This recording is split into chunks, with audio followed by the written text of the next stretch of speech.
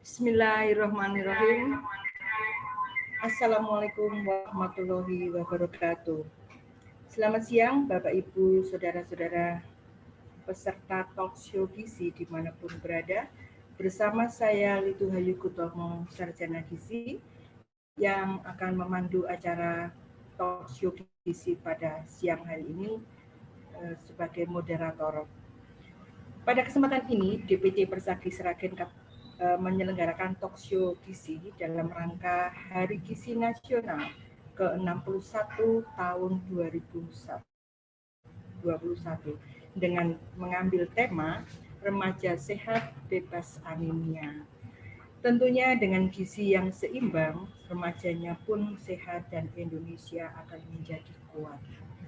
Bapak Ibu, saudara-saudara peserta talkshow gizi yang berbahagia, acara talkshow ini alhamdulillah diikuti oleh peserta dari beberapa daerah di Jawa Tengah maupun Jawa Timur. Dan sebelumnya izinkan saya untuk membacakan sebuah pantun ya. Jalan-jalan ke kota Surabaya. Tidak lupa mampir membeli bakso. Bapak Ibu saudara-saudara dimanapun berada, tetap setia sampai akhir mengikuti talkshow ya. Bapak Ibu saudara-saudara, marilah kita menundukkan kepala sejenak seraya memohon ridhonya agar acara talkshow pada siang hari ini berjalan lancar hingga akhir nanti. Berdoa mulai.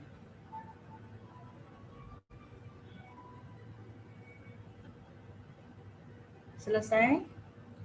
Baik Bapak Ibu saudara-saudara sekalian serta talkshow yang berbahagia, telah hadir bersama kita narasumber yang luar biasa.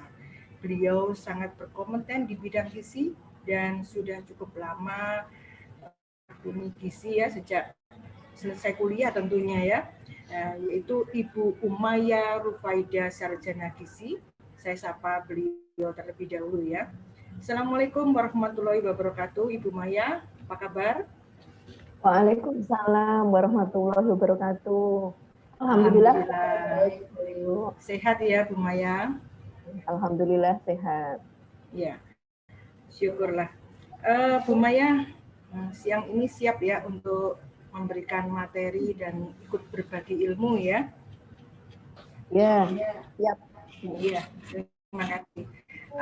Untuk peserta yang mengikuti talkshow gizi pada siang hari ini, kami mohon untuk laptopnya di-unmute ya, jadi tidak ada suara-suara yang masuk nantinya dan kita bisa fokus pada paparan materi dari beliau Ibu Umayyah.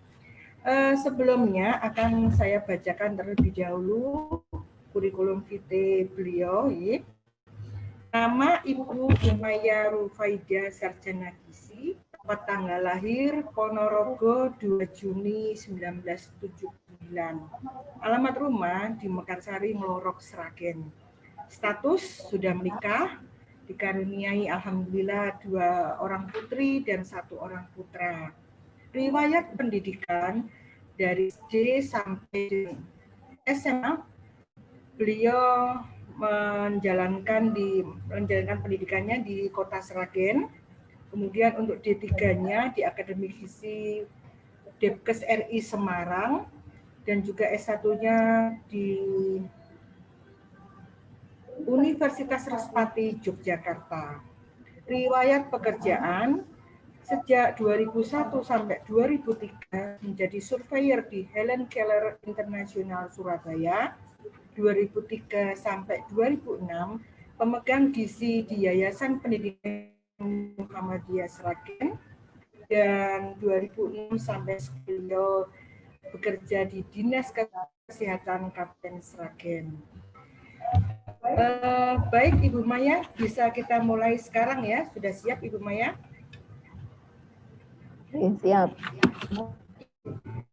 Waktunya 30 menit, terdiri dari 20 menit paparan materi dan nanti kita bisa melanjutkan dengan tanya jawab selama 10 menit, dan kepada para peserta supaya fokus dan bisa mengirim pertanyaan diisi dengan nama dan berasal dari mana dan pertanyaannya apa, bisa dikirim ke via chat. Demikian ya. Baik, Bapak Ibu Saudara sekalian, kita simak bersama materi dari Ibu Maya. Kepada Ibu Maya dipersilakan.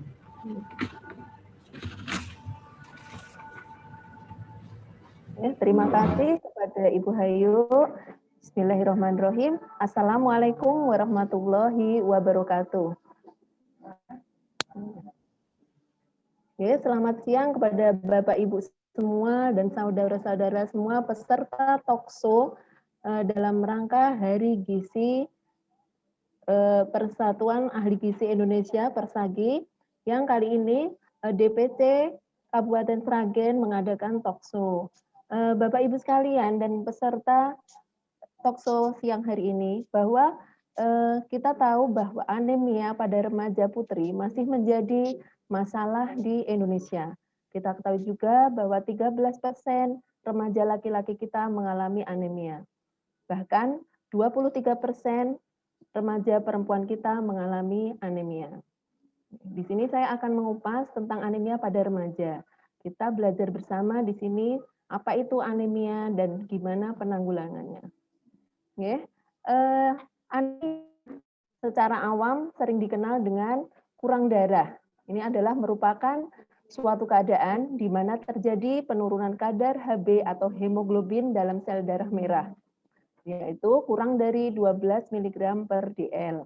Di mana kalau kekurangan darah, maka kemampuan oksigen, pengangkutan oksigen ke seluruh tubuh akan berkurang. Ini dialami oleh siapa saja? Semua bisa mengalaminya. Bisa anak-anak, bisa remaja, remaja dewasa perempuan, remaja laki-laki, calon ibu, bahkan wanita hamil juga bisa mengalami anemia. Menurut WHO, diagnosa anemia itu ada batasan-batasannya. Untuk balita, batasan anemia itu 11 gram per dl. Dikatakan anemia ringan jika kadar hemoglobinnya 10 sampai 10,9 gram per dl. Anemia sedang 7 gram per dl sampai 9,9 gram per dl. Sedang anemia berat jika kadar hemoglobinnya kurang dari 7 gram per dl. Ya, itu bisa peserta lihat semua ya di sini tabelnya, bahwa anak 5 sampai 11 tahun itu kadarnya batasannya 11,5 gram per dl. Untuk anak perempuan terutama umur 12 sampai 14 tahun ini 12 gram per dl. Kalau ibu hamil berbeda. Ibu hamil itu 11 gram per dl. Anemia dikatakan anemia ringan jika kurang dari 10 sampai 10,9. Untuk laki-laki dewasa ya terutama, ini batasan anemia itu umur laki-laki dewasa yang lebih dari 15 tahun adalah 13 gram per dl. Dampak apa defisiensi zat besi pada usia dewasa? Ini biasanya mereka mengalami letih, lemah, lesu, lalai, lupa, itu ciri-cirinya sering kita sebut dengan 5L. Selain tadi gejala klinis tadi, kita bisa melihat juga imunitasnya akan menjadi rendah karena tadi asupan oksigen ke seluruh darah, ya, pengangkutan oksigennya berkurang, akan meningkatkan resiko terserangnya penyakit infeksi. Gangguan kognitif yang permanen bila terjadi di usia dini itu mengakibatkan kurang cerdasnya anak, apalagi pelajar ya, itu akan menurunkan juga produktivitas mereka. Untuk anemia berat itu mereka akan tidak mampu mempertahankan suhu tubuh setelah terpapar pada suhu dingin, bahkan bisa mengalami sesak nafas. Gejala anemia tadi bisa kita lihat ya, wajah pucat, cepat letih, kurang nafsu makan, kadang bisa kita cek juga dengan mudah kelopak matanya pucat. Ini kelopak mata, telapak tangan selama kita lakukan tes sederhana bisa telapak tangan selama 1 detik ya. Jika terlihat pucat kebiruan dan tidak segera menjadi merah kembali, itu adalah sebagai tanda-tanda anemia. Kuku pada anak bisa juga dilihat apabila kukunya terlalu tipis dan sisinya melengkung seperti sendok. Nah, itu berarti dia juga mengalami kekurangan zat besi. Dampak lain nih dari anemia, karena anemia itu selain tadi daya tahan tubuh dia menurun, kebugarannya menurun, itu akan mengakibatkan prestasi belajarnya di sekolah pasti akan menurun juga. Ya. Produktivitas di tempat kerja akan menurun. Maka dari itu bisa meningkatkan penyakit infeksi. Nah, dampaknya untuk jangka panjang itu pada dirinya dan anaknya ibu hamil. Ya. Tuh, dampak kedua, pertumbuhan yang tidak optimal tadi dengan prestasi belajar yang menurun, ya, itu juga bisa meningkatkan rawannya stunting. Saat ini masalah gizi di Indonesia adalah stunting, ini masih tinggi di Indonesia. Selain itu, anak akan lebih mudah mengalami keracunan. Setelah kita tahu gejala-gejala tersebut, terus bagaimana kita mau mencegah anemia? Nah, ini ada pencegahan anemia. Pertama, kita harus selalu mengonsumsi makanan yang bervariasi, terutama yang kaya zat besi. Zat besi bisa didapatkan dari nabati, dari hewani, itu bisa. Yang kedua, kita tidak boleh minum teh, kopi, coklat bersamaan dengan waktu makan, terutama waktu makan yang banyak mengandung zat besi. Itu kenapa? Karena zat tanin dalam teh, kopi, coklat itu akan mengurangi penyerapan zat besi dalam darah. Pada remaja putri dianjurkan meminum tablet tambah darah atau tablet besi pada waktu menstruasi. Selain itu, kita harus mencegah kecacingan dengan menjaga kebersihan diri. Misalnya sering cuci tangan, pakai sabun sebelum makan, sering menggunakan alas kaki. Ini akan mencegah kecacingan yang bisa berdampak mengalami anemia. Tadi di depan sering kita sebut mengapa remaja putri ya, yang sering mengalami anemia. Karena remaja putri itu pertumbuhannya lebih cepat, kebutuhan zat gizinya juga lebih banyak dan cepat meningkat. Ya. Terus remaja putri mengalami haid atau menstruasi itu setiap bulannya. Jadi dia kehilangan darah rutin dalam jumlah yang cukup banyak. Nih, kalau remaja putri tersebut tidak diimbangi dengan konsumsi makanan yang mengandung zat besi, maka dia akan mengalami anemia. Contohnya calon ibu di usia pada periode melahirkan, dia akan kehilangan darah yang sangat banyak saat persalinan.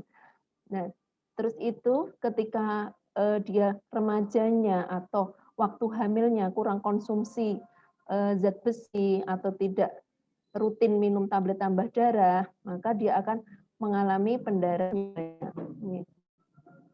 Pada ibu hamil, kalau kita terlambat ya, terutama penanganan dalam mengenai anemia ini, itu akan berdampak fatal ya. Itu bisa mengakibatkan kematian. Kelamaan untuk jaga penampilan itu juga efek psikologis juga. Banyak remaja kita yang jaga penampilan, akhirnya dia dietnya sangat ketat, tidak makannya sangat dibatasi, jadi dia asupan zatnya sangat kurang. Nah, ini mengapa remaja putri perlu suplemen rutin, yaitu tadi karena setiap bulannya remaja putri mengalami menstruasi secara rutin dan kehilangan darah yang cukup banyak. Pola makan beresiko ke defisiensi besi tadi ya, sudah saya sebutkan di depan bahwa gaya hidup remaja putri yang pengen bodinya seperti kutilang, kurus, tinggi, langsing. Jadi dia membatasi asupan gizi pada dirinya. Selain itu banyaknya faktor penyebab lain tadi kecacingan dan malaria yang di daerah endemis. Periode defisiensi besi yang panjang sebelum anemia defisiensi besi tidak diketahui tanpa pemeriksaan lab. Ya, karena ketika mengalami anemia ringan, biasanya kita belum menganggapnya sebagai penyakit. Jadi masih dianggap ringan, cuma gejala-gejala letih, lesu, lemah gitu belum dianggap masalah. Jadi gejala-gejala itu sudah mengalami anemia yang cukup parah. Remaja putri adalah calon ibu. Jadi sangat penting mempersiapkan generasi dari remaja putri. Generasi penerus kita tuh harus disiapkan dari remaja putri. Asupan gizi yang baik itu harus dimulai dari remaja putri. Karena nanti ketika hamil, kebutuhan besi itu meningkat tajam, terutama pada trimester kedua sampai ke trimester ketiga. Jadi persediaan zat besi sebelum kehamilan itu harus cukup dulu. Jadi tidak ketika hamil kita konsumsi zat besi itu sudah terlambat. Kita harus mulainya dari remaja putri. Ya, harus cukup untuk mobilisasi bila intake tidak mencukupi. Selain itu suplemen selama kehamilan itu untuk mengatasi anemia atau defisiensi besi dan untuk kebutuhan ibu selama hamil. Ini kita bisa membaca cara pembagian tablet tambah darah pada tiap kelompok sasaran. Kita perlukan ibu hamil itu sampai nifas, pemberiannya setiap hari harus minum tablet tambah darah sebanyak 1 tablet selama 90 hari. Kalau anak usia sekolah 6 sampai 12 tahun itu setiap minggu selama 3 bulan. Dosisnya 1 kali 1 tablet selama 1 minggu. Untuk remaja putri atau pekerja wanita dan calon pengantin wanita ini setiap minggu selama 16 minggu pemberiannya. Dosisnya 1 kali 1 tablet per minggu. Pemberian tablet tambah darah atau TTD tadi mengandung 60 mg besi elemental dan asam folat 400 gram. Setiap remaja mendapatkan 48 kapsul untuk 1 tahunnya. Karena setiap remaja putri tadi disarankan minum 1 tablet per minggu selama 1 tahun. Tetapi ketika mereka mengalami menstruasi atau haid, putri tersebut disarankan minum 1 tablet setiap harinya ketika mengalami menstruasi. Terus bahan makanan apa saja yang banyak mengandung zat besi selain suplemen tadi, tablet tambah darah? Kita bisa mengambil dari bahan makanan hewani. Itu ada di hati, daging yang berwarna merah, telur, ikan, seperti itu mengandung zat besi tinggi. Selain hewani, kita bisa mendapatkan zat besi dari bahan makanan nabati. Contohnya tempe, tahu, kacang hijau, kacang merah, itu juga mengandung zat besi. Untuk sayuran hijau, biasanya yang berwarna hijau tua, seperti kangkung, bayam, daun singkong, dan sawi hijau. Ini yang wajib dikonsumsi untuk kita, sayuran, hewani, nabati. Tuh. Terus bahan makanan apa saja yang dapat meningkatkan penyerapan zat besi? Nah, ini selain zat makanan yang kita konsumsi tinggi zat besi, kita juga harus mengkonsumsi makanan yang penyerapan zat besi. Contohnya vitamin C. Karena vitamin C ini fungsinya untuk meningkatkan penyerapan zat besi. Oleh karena itu, biasakan juga kita konsumsi buah-buahan segar sesudah makan. Contoh makanan yang banyak zat besinya yaitu jambu biji terutama ya, pepaya, jeruk, mangga, dan nanas. Nah, ini adalah contoh remaja yang mengalami anemia. Yang sebelah kiri, yang kanan adalah tidak mengalami anemia. Lebih cerah, lebih ceria, lebih cantik yang tidak mengalami anemia. Terima kasih. Semoga apa yang saya sampaikan ini bisa bermanfaat bagi kita semua dan pesan saya kepada remaja putri, mulai dari sekarang persiapkan generasi penerus kalian, jangan sampai kalian remaja mengalami anemia gizi. Tetap semangat, tetap sehat, mulai dari diri kita dan mulai dari sekarang. Terima kasih. Saya tutup. Wassalamualaikum warahmatullahi wabarakatuh. Waalaikumsalam warahmatullahi wabarakatuh. Waalaikumsalam Terima warahmatullahi kasih Bu Maya yang sudah berbagi ilmu dengan kita semua tentang anemia, dan ternyata anemia ini tidak bisa dianggap dengan sebelah mata ya, lalu digampangke ya itu istilahnya ya, tapi kita harus betul-betul memperhatikan bahwa ternyata anemia ini juga penting untuk kesehatan kita, terutama remaja putri. Mungkin itu ya. Alhamdulillah kita mendapat tambahan ilmu lagi, dan Bu Maya, ternyata antusiasme dari peserta sangat luar biasa sekali. Ini ada beberapa pertanyaan yang sudah kami terima, langsung aja saya bacakan Ibu. Ada dari Ibu Vina di Wonogiri, pertanyaannya, anemia dan tekanan darah rendah berbeda atau tidak? Dan pertanyaannya dari Ibu Vina di Wonogiri, Bu Maya. Anemia dan tekanan darah rendah berbeda atau tidak? Monggo, silakan bisa dijawab. Ya, terima kasih pertanyaan yang bagus dari Ibu Vina di Wonogiri. Ya. Ini sering sekali ya di masyarakat, terutama di remaja-remaja kita atau masyarakat awam, sering menanyakan tekanan darah sama tekanan darah itu sama atau tidak? Ya. Tadi ya di depan tadi anemia itu adalah kurang darah. Ya. Kurang darah itu adalah kadar hemoglobin dalam darah itu kurang, yaitu mereka mengalami angkutan oksigennya untuk ke seluruh tubuh berkurang. Tapi kalau tekanan darah itu berhubungan dengan kerja jantung kita yang kurang kuat dalam memompa darah ke seluruh tubuh. Nah, kedua-duanya ini jadinya beda. Terus tekanan darah itu cara mengukurnya adalah dengan menggunakan tensimeter. Kalau anemia atau kurang darah itu harus dengan menggunakan pemeriksaan darah. Begitu ya, Bu Vina dari Wonogiri. Semoga jawaban saya bisa memuaskan. Terima kasih. Ya, terima kasih Bu Maya yang sudah menjelaskan lebih detail ya bahwa ternyata anemia dengan tekanan darah rendah ini berbeda, gitu ya. Baik, kita masuk pada penanya kedua, Bu Maya, dari Mbak Titin di Karanganyar. Ya. Tidak suka mengkonsumsi sayur, apakah bisa diganti dengan buah atau tidak? Kalau jawabnya iya, buahnya apa saja? Dari Mbak Titin di Karanganyar. Bu Maya, monggo dipersilakan. Terima kasih dari Mbak Titin di Karanganyar ya. Ya, remaja putri terutama mungkin ya kurang konsumsi sayur, dia nggak suka.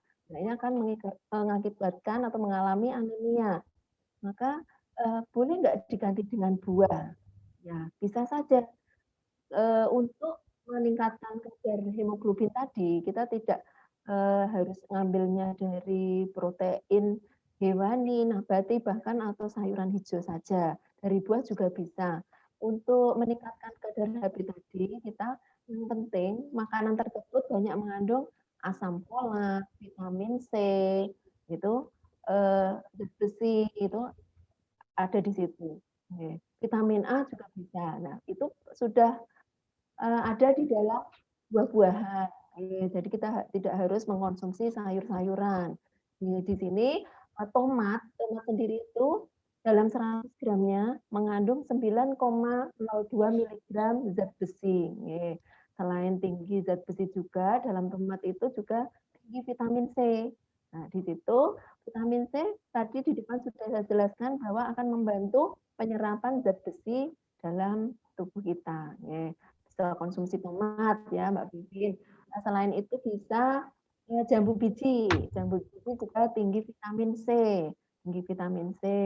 Terus mangga juga bisa, itu tinggi vitamin C juga. Selain itu wortel yang tinggi vitamin A ternyata juga dibutuhkan untuk meningkatkan sel darah merah dalam tubuh kita. Jeruk selain tinggi vitamin C, dia juga tinggi asam folat. hanya bisa kita konsumsi untuk membentuk sel darah merah dalam tubuh kita. Itu nggih. Jadi nggak usah khawatir yang nggak suka sayur itu diganti dengan buah bisa. Tapi kita tetap harus coba ya, terutama remaja-remaja kita nggak suka sayuran, harus tetap kita coba. Jadi konsumsi itu tetap harus yang beragam, ya. Seperti itu. Terima kasih. Mungkin Mbak Titin sudah paham ya apa yang saya jelaskan.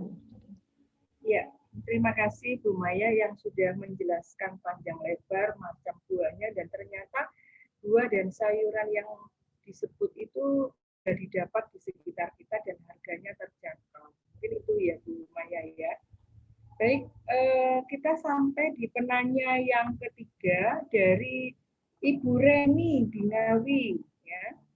Pertanyaannya, berapa kebutuhan zat besi pada manusia? Nah, ini pertanyaannya dari Bu Reni di Ngawi, Bu Maya. Silakan. Terima kasih untuk Bu Reni di Ngawi. Tadi ditanyakan berapa kebutuhan zat besi pada manusia.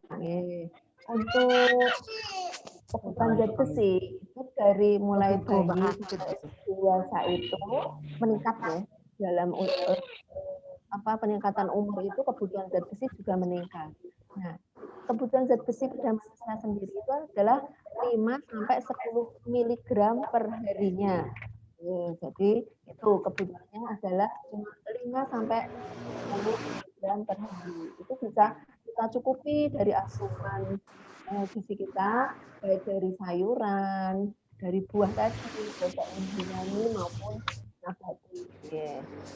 Terima kasih. Mungkin sudah jelas ya yang dari Ngawi. Bu Reni di Ngawi. Ya, mudah-mudahan sudah jelas sekali ya Bu Reni ya.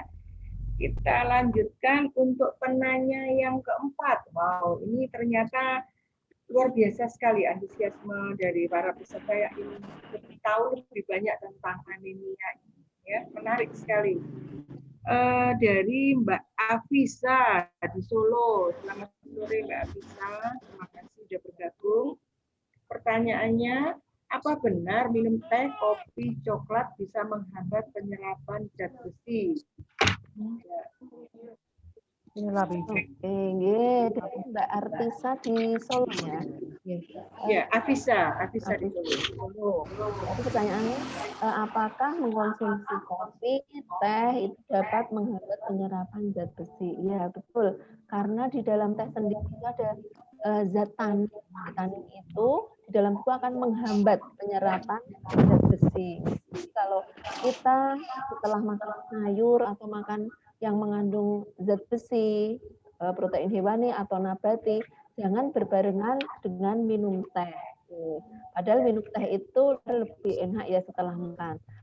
Setelah makan bagusnya ya minumnya air putih atau minuman yang mengandung vitamin C. Terutama vitamin C biar membantu penyerapan zat besi. Jadi kalau ingin minum teh kasih waktu dulu 1 sampai 2 jam biar penyerapan besinya bisa maksimal. Itu ya Mbak Afisa. Ya, Mbak Afisa di Solo mudah-mudahan sudah paham ya. Baik, Bapak Ibu sekalian, karena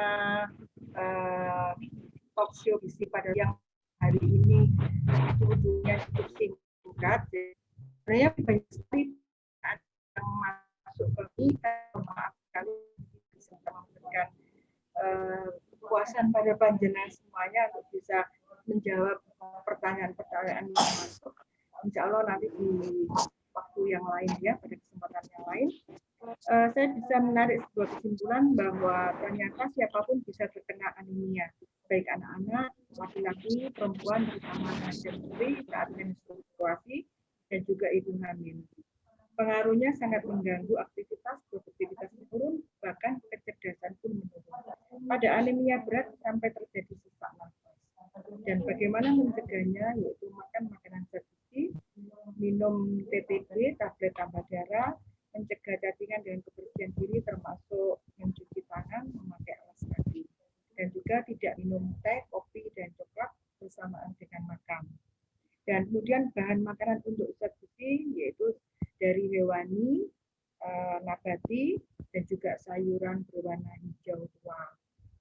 Bahan makanan yang dapat meningkatkan zat gizi yaitu dari vitamin C, yaitu buah-buahan segar yang tentunya sudah kita dapatkan di lingkungan kita, mudah didapat dan harganya terjangkau. Demikian Bu Maya yang bisa kami simpulkan pada siang hari ini. Kami sampaikan terima kasih banyak kepada Ibu Maya yang sudah berkenan menjadi narasumber dan berbagi ilmu pada kita semua pada sore hari ini. Terima kasih banyak, mungkin insya Allah kita bisa bertemu di lain waktu. Dan kita akhiri pertemuan ini, kami sebagai moderator mohon maaf jika banyak hal-hal yang kurang berkenan dan tidak bisa menjawab satu persatu pertanyaan yang masuk. Insya Allah di kemudian hari kita bisa sambung lagi. Sebagai informasi bahwa besok masih ada talk show gizi lagi dari DPC Persagi Sragen dengan narasumber yang berbeda. Mungkin itu yang bisa kami sampaikan. Terima kasih. Mohon maaf. Assalamualaikum warahmatullahi wabarakatuh.